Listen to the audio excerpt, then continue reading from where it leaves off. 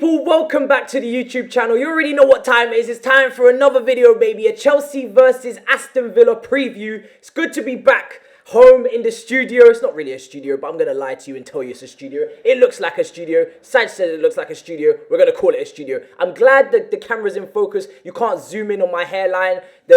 You know how it gets when your fade is just starting to fade away, as they say. It's looking a bit ropey for me, so try to not zoom in and focus on my face and just listen to the words that I speak, okay? We got a lot to get through today. First of all, of course, just the bog standard, simple team news and injury news.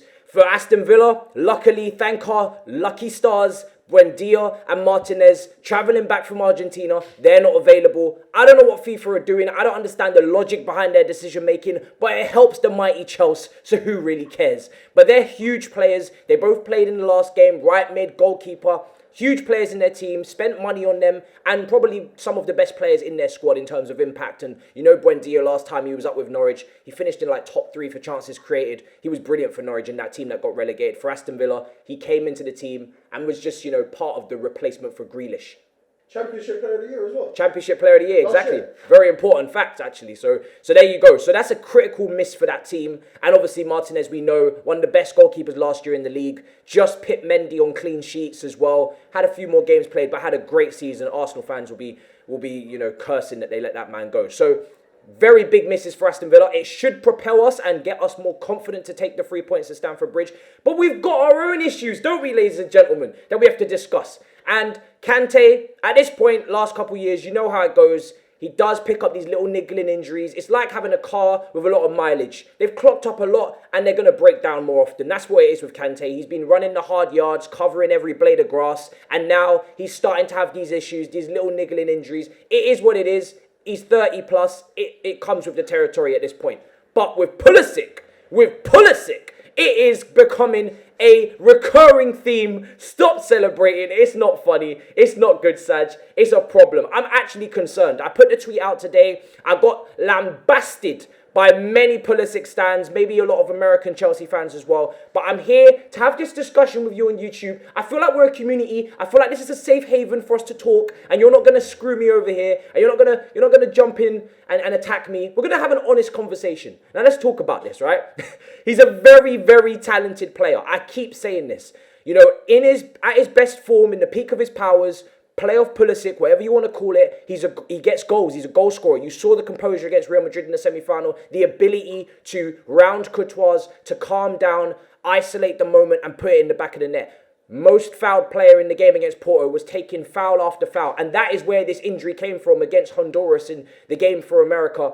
Just getting dashed, dragged and lambasted any way possible. This brother was getting floored. And of course, that means you're going to get an injury. Now, the counterpoint to that is, yes, in the position you play, with the style that you play in, carrying the ball, dribbling, you're going to get fouled. You're going to pick up knocks. That is natural. I'm not expecting you to be, you know, some sort of superhero, Captain America, if you will. I'm not expecting that. Grealish takes his fouls. Wilfried Zaha at Palace takes his fouls. Hazard at Chelsea also took his fouls. But if you want to be consistent at this level in the team and then consistently on form, you need to be fit. Availability is an ability. I've always said it. You can't be on form. You can't play to the peak of your powers if you're constantly getting injured. The two just don't go hand in hand, ladies and gentlemen. It doesn't exist. It's a fugazi. So, how is this going to change? How are we going to rectify this? He's now in his 3rd season at Chelsea. He's missed 33 games in just 2 and a bit seasons. This is now his 3rd season. Hazard, to make the comparison, not ability-wise, in quotes, in brackets, I am not comparing them ability-wise. I'm comparing them fitness-wise. Hazard came to the league, came to Chelsea, similar age, similar type player, ball carrier, obviously a far better, but better, you know, a ball carrier, someone that dribbles, don't try it. Ball carrier, dribbler, takes a lot of hits in games, fouled constantly. But did he get injured? The statistics I just read off?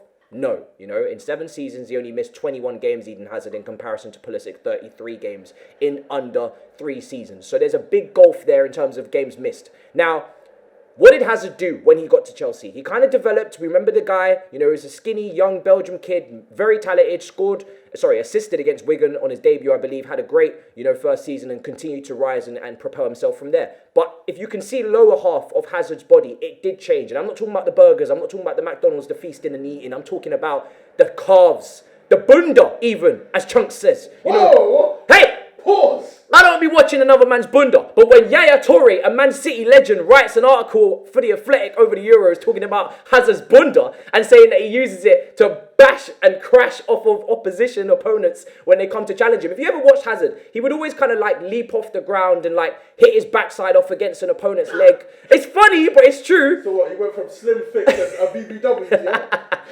But this is what he did. What are you feeding him? What Chelsea feeding him? I don't know what we fed him in Cobham, but my question is, why are we not still feeding that same growth hormones or whatever you want to call it to Pulisic? Again, you look at Bayern Munich, people say you can't change your body type, you can't control it. I'm not blaming Pulisic. I'm just saying it's a collective. Chelsea's fitness coaches, Pulisic himself, the dad, whoever is in charge of his nutrients and the way that he develops going forward. Why are we not looking to alter Pulisic's his lower frame, his lower body? Let's get him some bigger calves. Let's get him some bigger quads. Let's get him that bunda. Let's change it because it's not working the way it is right now. And like I said, as it was written in that article, in a very charismatic, funny way by Yaya Toure, Hazard did used to use his bunda to crash off of other opponents. If he would kind of leap off the ground a little bit, they would smack into him. He would keep his balance and keep moving. That does help you avoid challenges. Lower sense of gravity, exactly. And the thing is with Pulisic is, like I said, he's that type of player that's going to draw fouls. He's going to draw challenges. So he has to try and mould his game. Either he's going to change the style of play or he's got to change his physique because right now it's not working. And people will say, well, why are you not talking about Werner? He's in poor form or he's not been great for us. Pulisic being injured means that you're going to see Werner play more, or whoever you say is not performing in the final third is going to continue to play because Pulisic is not available. Now, Pulisic is inconsistent himself, but at his peak, like I said, he can deliver. However, he's never going to be a consistent starter if he does not get fit. I'm not a doctor. I'm not a nurse. I don't know the solution. I'm just raising the question, raising the concern. You tell me in the comments what you think about it, and are you as worried as I am? Maybe you can even help me in the comments by telling me why I shouldn't be so concerned. But right now, I'm shitting it. I'm bricking it. He's out for 10 days. I know it's not a lot, but it does build up. He's going to miss Zenit. He's going to miss Tottenham. And remember, people, it's not just the days you miss. It's the recovery afterwards that you have to now get back to speed, get back into the team. Meanwhile, you've been out. Other people might be on form and take your place. But moving on. Lukaku's fit. Thank God. R9 is what I'm going to call him, yeah? He wishes. Yeah, but you see what I'm doing, innit? Romelu 9, it works. That's not ban Ronaldo as well. Ban all the R9s. So Lukaku. Wow. Lukaku is back fit, ladies and gentlemen. And I'm looking forward to it. Do you know what I mean? First game back at Stamford Bridge for him. It's going to be emotional. It's going to be hectic. It's going to be madness. I'm buzzing for it. And I'm confident that we're going to win the game. But like I said, people, those injury concerns, I have to flag them. I have to talk about them because they are there. They are apparent. They are present in the moment. Now, apart from that, my team, which I'm going to put up on the screen now, okay? Oh, the light shut off. Yo! I might be powerful, What's going on there? Continues. My team is up on the screen. Like I said, for me, obviously, Silva, we didn't really get confirmation as to whether he's going to be available, so obviously he's not going to be in my team there. That's a very simple explanation. We don't know whether he's going to play because of, obviously, FIFA, Brazil. Some people are buddy-buddy with the Brazil FA if you're Everton, and some people are not buddy-buddy. So it is what it is. I don't understand what kind of corruption crap is going on right now, but it is what it is. We keep it moving. Big words, but big words are needed, my friend, at times like this. But let me know if you agree with my team as well. Look, it's a strong team. We should be able to win this game with the players that are missing. But like I said, the main point of this video, leave your thoughts down below. Injury concerns. And by the way, don't compare 30-year-old Hazard and Kante injury concerns to Pulisic. I've seen a lot of people doing that. They're 30 plus. They've taken the challenges, the mileage on the car. Remember the examples I used. 22-year-old Pulisic getting injured is not the same as 30-year-old Hazard getting injured. If Pulisic was 30, this wouldn't be a problem because you'd expect it. So, let me know your thoughts in the comments. I'll see you, man, in a bit. I'm confident. Predictions, I'm going to go 2-0 Chelsea. And I'll see you, man, in a bit. Got a few announcements. They'll be on the community tab. Goodbye. Peace. Good luck. Wish you well. You get real bad with these outros. Yes, not great. Did you read the dictionary as well? Lambasted, niggly, fugazi. What's going on with you? feeling special today. Availability is an ability. Who are you? I always say that. Who are you ripping off in the football community? I am the word man on Twitter. I love to string my words together. The people know I'm very good with my words. Culture camps, come get your phrases back. Hey, shut the fuck up.